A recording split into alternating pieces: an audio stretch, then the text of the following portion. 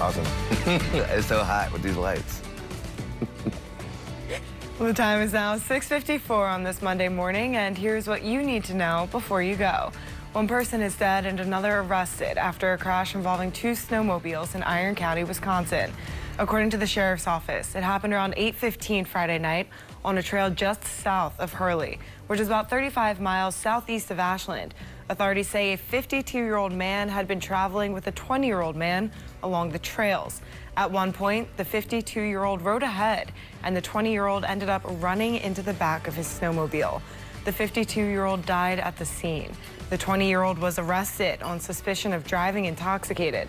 Charges are expected to be filed. Authorities have not shared the names of anyone involved yet or how the two know each other. An adult was taken into custody and then later released after a juvenile was stabbed during a fight in Duluth over the weekend. The stabbing happened Saturday evening near North 9th Avenue East and 4th Street in the East Hillside neighborhood. Duluth police were responding to a fight and found a juvenile male with stab wounds, later determined to be non-life-threatening injuries. A man was detained but later released pending further investigation. The department added the individuals involved in the incident know each other. Duluth police say anyone with information on the incident is asked to call them, and we do have their number on our website.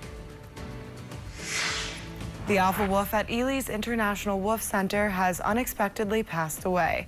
Grayson, also known as the Wolf Ambassador, and the dominant male of the wolf pack at the Ely exhibit passed away last Friday. The cause was determined to be a health condition commonly seen in large breed dogs, but only occasionally in wolves. Grayson and his brother Axel represent the Arctic breed of gray wolves, often known for their white coat. Grayson was 9 years old.